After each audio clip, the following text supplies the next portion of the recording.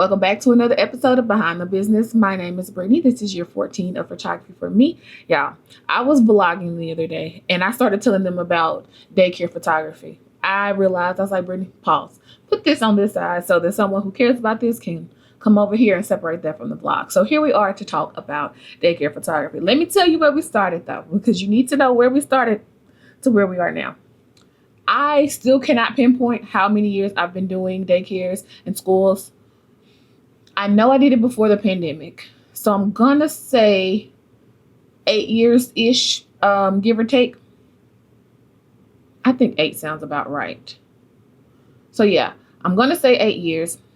What started as, can you come take pictures of the kids at my center, went into me picking up more centers, which then when I had a high school call to do school photography, it was like, okay, I have some experience, but I don't have much experience. So this is now panicking for me because I've never done yearbook photos. And I know like all of this stuff needs to be consistent. Like daycare is one thing. You're trying to get the best shot. Standard, everybody look the same. Oh, that was scary for me. Okay. So we go back to the beginning of doing this one daycare, y'all. I used to go buy number 10 envelopes and I would print my pricing guide on there with my name on the top and tell them that this is a proof. I would then go bring my pictures into the software. I would print wallets of them. I would take them to the cutter. I would hand cut every picture. I would then staple them to the envelope that I had printed, and then I would take them to the daycare and I would then set a day to come pick them back up. And like, this is legit how I did it. Up until 4 years ago.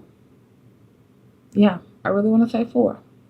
So there was no digital image. There was no nothing. And it was just like, okay, this was the only way that I knew how to start it off. Here's the thing. Find somebody who is willing to mentor you. Please know that mentorship will cost you. We're in a place and space where we want everything for free.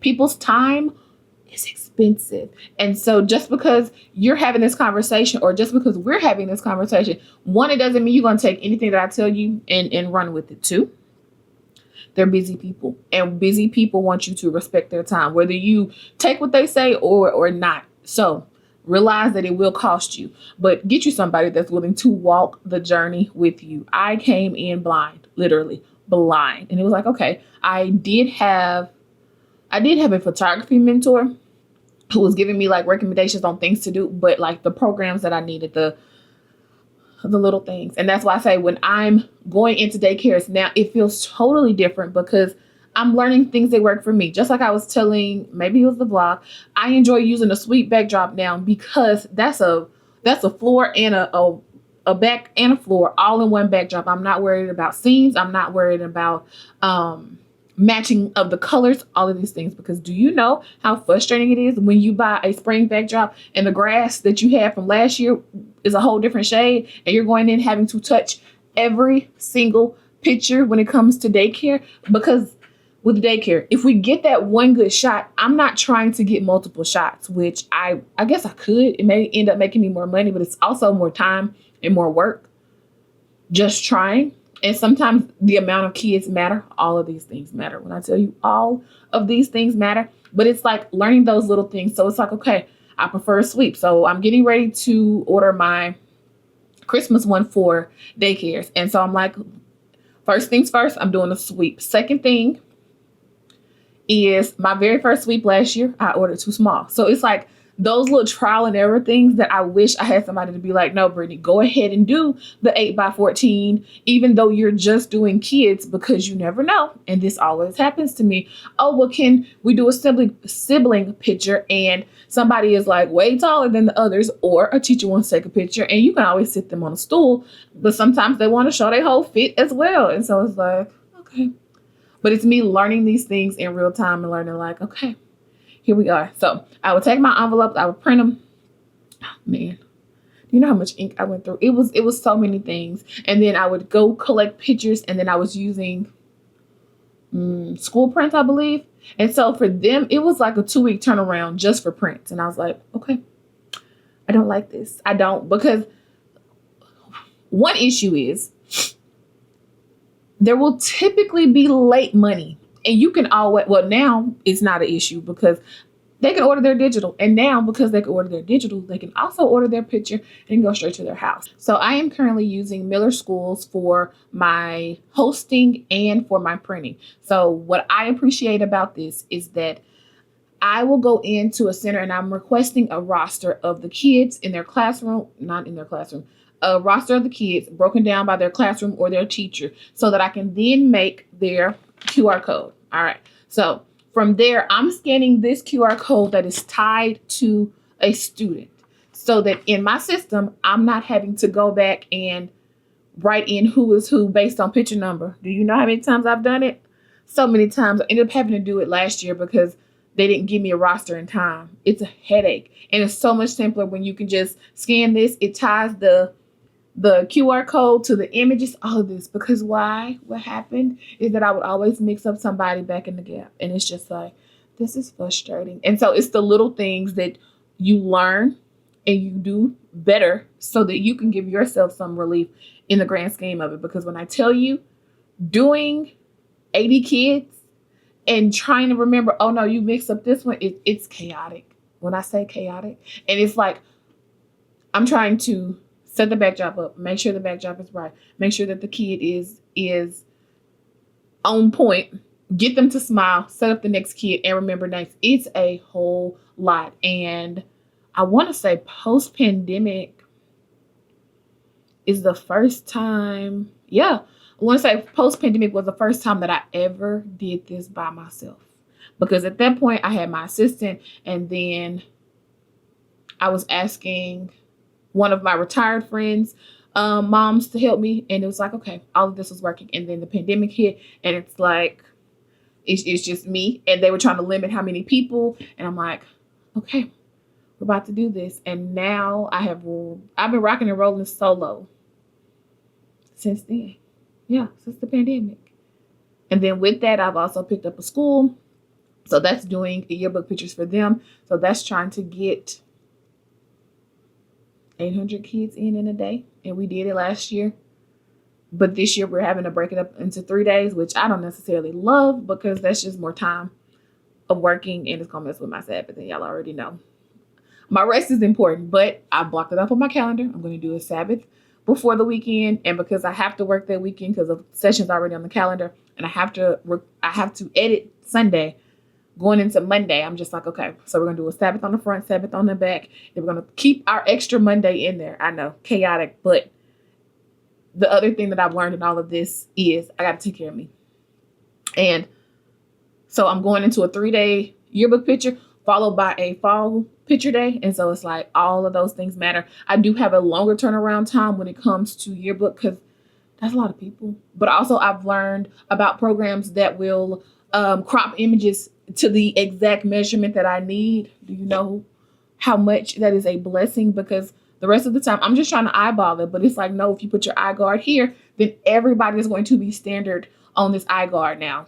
It bothers me when, like, you're in high school, not everybody is the same height, size, or anything. So then it's like you have this much of somebody's body, but that's where their eye guard loads up. But then you got this much of somebody because you're like, I don't like it. But the standard is the standard. And so you find these programs because, baby, it was just me in Photoshop. And like, when I tell you, it took me probably 2 solid weeks of working every day to turn around yearbook pictures. And I was like, this isn't fun. And it didn't feel like I was able to make the money back that was worth it. Plus I was fighting glasses. Now I have a program for that. And it's just like, you learn the hard way. So it's totally different working with babies than it is high school kids. I enjoy the babies more. Plus, when you get to high school, honest truth, parents don't care about your yearbook picture anymore until it's your senior year.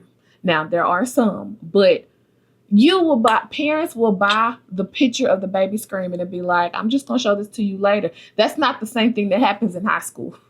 I promise you it's not. So I enjoy it's more profitable for me to do the kids. And so I'm like, yeah, and I'll put the work in every single time, but it's all those things. And then you got to worry about those who are touch sensitive when it comes to it. Cause you're like, let me go back. I got to tell y'all the story about the cotton. So I've been in my head about fall pictures because my backdrop is this country wooden fence with mums and pumpkins and things. And so I really want to do this outside setting. And I really wanted to do hay. But I remembered that it was probably my first time after the pandemic. I went in with cotton to do a Christmas backdrop to make it feel like snow, baby. Hard lesson learned. No. They don't like stuff. And that has stayed in my mind so much so that I'm just like, okay, I gotta remember, if they didn't like cotton, they're not gonna like hay. So I should tag the vlog. I literally was back and forth. I'm standing in the aisle at Hobby Lobby like, get this, leave it in the plastic. And it's like, all of this is gonna shine. You can't forget the stuff that you already know. And that's my problem. It's like, Brittany, don't forget the stuff that you already know just because you really, really want something to happen. Because the other thing about it is the pumpkins and the props are really, really cute until the kids are distracted by the props. And it's like, why are we throwing pumpkins? And the set was all pretty at one point, but it's not for the last kids. And I'm like, I want everybody's picture to look good. So you'll see as the day goes, we got one less pumpkin. One pumpkin was bitten into. One pumpkin was like, they took the stem off. And you're like, okay. So you learn these things as time goes on. And it's like, not every prop is worth it. I get it. Plus, for me, another thing was book picture. It's like here to here. Fall picture, you want more of the outfit. My first year, I remember sitting them on the floor, cross their little feet, and all you see is the bottom of their shoes. Bottom of the shoes are dirty. Like, they catch everything. And it's like, oh, okay. So I don't need to know. So now I got to turn my boys to the side so I don't see the bottom of the feet. Or I have to have them sitting crisscross applesauce. With my girls, you got to do the cheerleader pose with your knees bent into the side. And it's like, okay, you learn quickly. Then you learn parents don't care about backdrop as much as I thought they did. No, they're worried about their baby. So if they don't see the backdrop, they don't care. Crop my baby in. I've learned it. So the software that I use with Miller's, you can crop as much in as you want. That's all that matters. And it's like, okay, here we are. As I dive into this 2025, 2026 daycare and school photography world, it's like, okay, here we go. Fresh start. I learned a lot about turnaround time last spring because I ended up bringing on 11 new daycares or Head Start programs. So it was literally me taking pictures that day, me editing those pictures, sending them to the printer, and doing it right back over because I didn't have the wiggle room. So this also taught me to pay attention to the details in real time. Don't, as much as you want to say, yes, I'll fix this in post, when you're turning around that many images, it's not, because I'm already over snapping to try to get the smile, praying I get the smile. And it's like, okay. So that's where it comes in. It would be nice to give parents multiple poses and smile options. I might have to try this with a smaller one because some of my bigger centers, here's another thing. Trying to start taking pictures as soon as they get in and settled, because one, they're still gonna have to eat breakfast. And so it's like, how can we stay clean during breakfast? Which is why I say kudos to the teachers, because I got teachers that will come in. You know they serious when they come in with the baby wipes tucked underneath their arm and the lotion tucked underneath the other one, because they just had breakfast for the most part. And so it's just like face wiped, lotion down, go take your picture, shining, good to go. Those little things matter, because do you know how many times there's been grits just right here? And it's like, okay. So it's paying attention in real time, so you have less work to do on the back end. Will it be perfect? No, it won't. Sometimes the sibling pictures is a struggle. You're like, this was not supposed to be this hard, and it is. And it is, because baby bro didn't want to take a picture in the first place. Now we got all the siblings, and he's like, don't touch me. You know, you try to get everybody in, your hand on shoulder, hand on arm. Nah, don't touch me. Don't touch me. And so all I can do is try my best. Last spring was frustrating for me because I had more phone calls about me not trying. And if you could just be with us for 5 minutes to see how a session goes and to see how much I try, to see how many times I will bring somebody back if need be and time allows. I didn't finish that other statement about time. But I really do try. Like I really do try because I want everybody to have their image to mark this time. Like we used to put our pictures on bags. So we used to have our little daycare bag. Like I miss those days. But I want everybody to have a good picture. That's my ultimate goal. And so when you don't get it, it is frustrating. Then you learn, like I've learned that they're afraid of my light. And so I went from doing double light to just doing one. And if I put that light above me, I can almost make it a little bit more friendly, but it's still a light. It still flashes. It's still big. All of those things. And it's just like, okay. And for the most part, I'm typically in like a hallway or a side closet or something of that nature. So I'm not in a place that has like natural light that would be like, oh, we can still go. No, we need every bit of our light because we're fighting fluorescent light. And so it's like all of those little things matter when it comes to that. I'm going back because I was talking about breakfast and washing their face. The more kids you have to do in a day, the hungrier they get at the end. And so for my centers that have like infants all the way to toddlers, we're always starting with the babies because they're going to be the first ones to sleep. Knock them out. Take their pictures first so that they can go take their nap. And then if we need to circle back to anybody, we will. And then we're going from youngest up to the oldest. But then when you get to the oldest, they're ready for lunch. And it's like, come on, make it happen. Make it happen. And just like with high school, minutes matter. I need to be able to do a one child per minute, scanning their code and going to the next. Nope, you can't see your picture. Like, you just got to trust me. If you smile right, do y'all know? Sidebar. Last year broke my heart because my girls didn't feel pretty. And none of them, I'm not going to say none, a good amount of them did not smile. And I was like, we're in a world where filters have us living in this false reality of what we look like. And then when you see yourself without a filter, you don't love what you see in the mirror, and it breaks my heart. I wish I could tell you how many times I've been asked to put a filter on somebody's picture, and I'm like, I'm not going to do this. I'm sorry, but this is just who you are. And it just breaks my heart because typically it's some of the prettiest girls, but we're comparing ourselves to whatever the standard on social media, and it's like, that's not what I am. And because I'm not that, it breaks my heart. Like even with us doing sports pictures already this year, it's just like, do you know how beautiful you are? But no, it's like, oh, that's ugly. And I was like, first of all, what we're not about to do, especially with my high schoolers, I'm not about to let you talk about yourself in front of me like that. Like, this is my opportunity to build you up and to speak life into you. But like, some of these kids have some of the best smiles ever, and it's like, why you don't smile? It's horrible. Or I'm like, I know you had braces. I did. Why you not smiling? I was like, your people pay good money for that smile, and you over here like, nope, I ain't gonna smile. But I'm like, okay.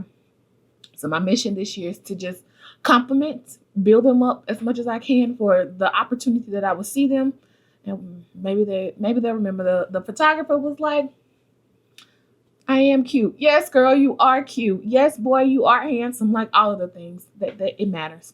So if daycare photography or school photography is your thing, let me know any tips or tricks that you might have. Let me know in the comment section.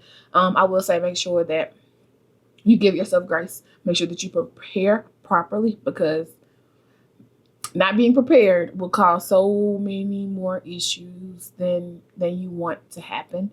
I think that was my biggest fear about going to high school. It was just like, and it's just me. I know with my elementary school, it was like multiple photographers that were doing yearbook pictures, and me coming in, I was just like, it's just me. But then the lady that they were leaving, but the lady that I was coming in after, she was like, it was just her as well. So it did give me hope. It didn't change how scary it was, but I've learned, and here we are. 3 years. This is my third or 2.5 with them.